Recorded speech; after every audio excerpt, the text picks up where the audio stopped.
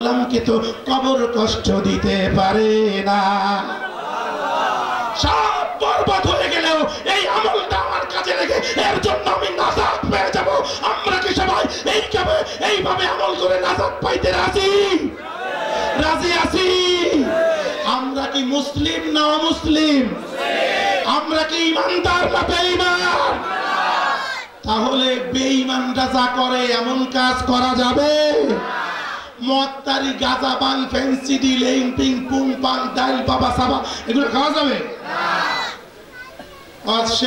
যেহেতু সময় নেই, হোসাইনের ঘটনা আমি শুরু করতে পারলাম না, এই জন্য দুঃখিত।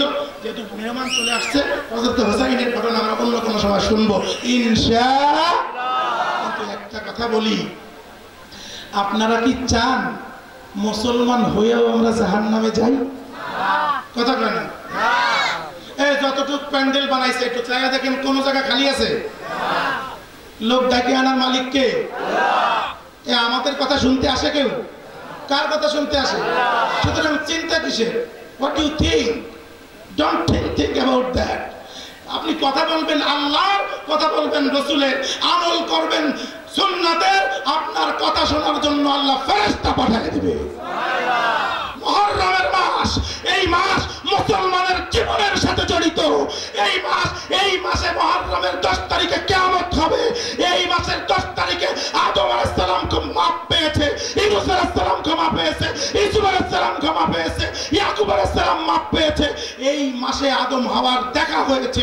এই মাসে ইসলামের সাথে এমন একটি ঘটনা ঘটেছে যে ঘটনা কিয়ামতের দিনে মানুষ ভুলতে পারবে না। সেটি ছিল কারবালার ময়দানে শহীদ হুসাইন। সুতরাং হুসাইনের রক্ত বৃথা যেতে, হুসাইনের রক্ত বৃথা যেতে। সুতরাং কোন প্রকার ফাজলামি না করে যেই আমলগুলা করলে ভালো হয় সেগুলা করবেন, আর যেগুলা না করলে ভালো হয় সেগুলো ছাড়বেন।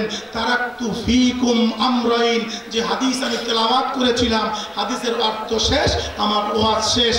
তারাক্তু ফীকুম আমরাইন লান তাদিল্লু মা তামাসসাকতুম বিহিমা কিতাবাল্লাহি ওয়া সুন্নাত নবিয়্যিহি। আল্লাহর রাসূল বলেন, আমি তোমাদের জন্য দুটি জিনিস রেখে গিয়েছি। এই দুটি জিনিস যদি আঁকড়ে ধরতে পারো তাহলে তোমরা জীবনে গোমরা হবে না, পথভ্রষ্ট হবে না, গাঁজাখোর হবে না, সন্ত্রাসী হবে না, বদমাইশ হবে না, জিনাখোর হবে না, মদখোর হবে না, ব্যভিচারী হবে না, বদমাইশ হবে না। সেই দুইটা জিনিসের নাম কি? সেই দুইটা জিনিসের নাম কি? কোরআন আর একটা রাসূলের সুন্নাত। আর এক হাদিসে বলছে কিতাবাল্লাহি ওয়া আহলি বাইতি। হাদিসে কুরসি বুখারী শরীফের রওয়ায়াত, হযরত আব্দুল্লাহ ইবনে মাসউদের বর্ণনা বলেছে আহলে বায়াতকেও তোমাদেরকে মানতে হবে। আমরা মানব। আহলে বায়াতের কোন লোক নামাজ পড়তো? আমরা তো পড়ি না, তাইলে আমরা আহলে বায়াতের অনুসারী হতে পারলাম না। আল্লাহ যেন আমাদের সকলকে 5 ওয়াক্ত নামাজ পড়ার তৌফিক দেয়, বলেন আমিন। সমস্ত আকাম থেকে আমাদেরকে হেফাজত করে, বলেন আমিন। আল্লাহ আমাদের সমস্ত বালা মুসিবত থেকে হেফাজত করে, বলেন আমিন। আমাদের এলাকার মিল কলকারখানার উপরে আল্লাহর রহমত ছেড়ে দেয়, বলেন আমিন। এই গরিব মানুষগুলোকে আল্লাহ যেন আর্থিক সচ্ছলতা দান করে, বলেন আমিন।